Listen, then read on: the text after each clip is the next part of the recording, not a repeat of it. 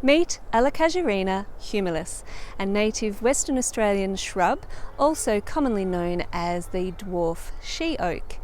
And I'm pointing to two plants here because they're both the same species, but this one is the male plant and this one is the female plant. G'day, I'm Karen Marie, welcome to Life in the Bush.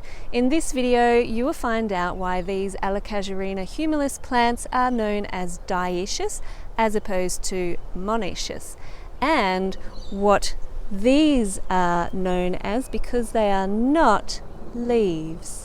Allocasuarina humilis grows naturally in the southwest of Western Australia and is pretty common in bushland surrounding the capital city of Perth, which is where I am today. And this beautiful countryside surrounding me is the traditional lands of the Noongar Whadjuk people, whom I have tremendous respect for. I admire the way that they have cared for this country for tens of thousands of years. So I mentioned that I would explain why these two plants are known as dioecious, and I dropped a little hint. It's got to do with the fact that this is male and this is female. There are two separate plants. Think di being two, one, two separate plants.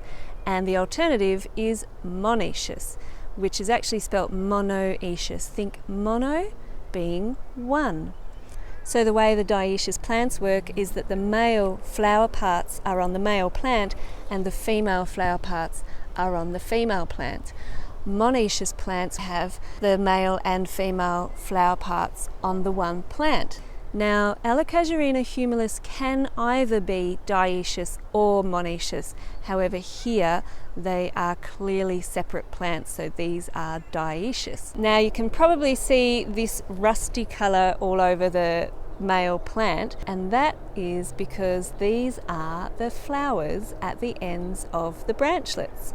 They're an orangey brown colour, and this male plant is covered in male flowers.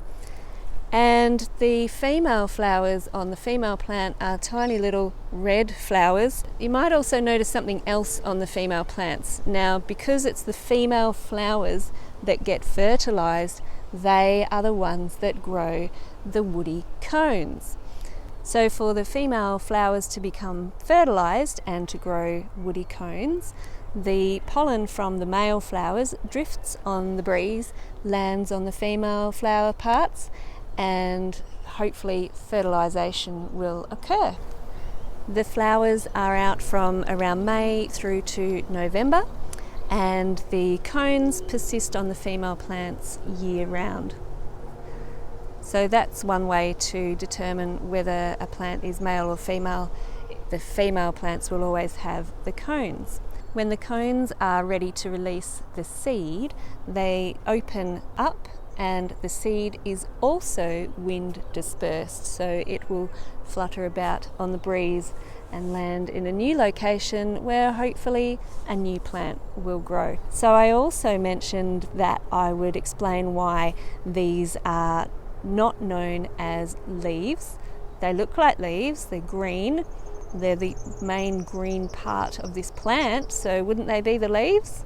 Well, I actually gave you a hint. I used the correct word when I referred to the male flowers being at the end of the branchlets. So these are all referred to as branchlets rather than leaves. They're in fact a modified stem, which the technical term is cladode. And if you're getting close, you can see the modified leaves are reduced to scales, which encircle the branchlets. Now, if you live in the southwest of Western Australia and you like to plant natives in your garden, you may be pleased to hear that these are available from some local native nurseries. And if you like Allocasuarinas but you don't have space for a tree, these are a good solution because they only get up to about 2 metres. Well, it's been a beautiful day to be out filming in the bushland, and I hope that you get a chance to get outside and connect with nature today. Perhaps you have a favourite place you like to go to, a bushland or forest or local park or garden that you like to spend time in. write to me about it below if you like. I'd love to hear where that is. I certainly hope that you've enjoyed watching this video as much as I've enjoyed filming it for you. If you have, click on the thumbs up icon, and if you haven't already, consider subscribing so you don't miss any of my videos about life in the bush.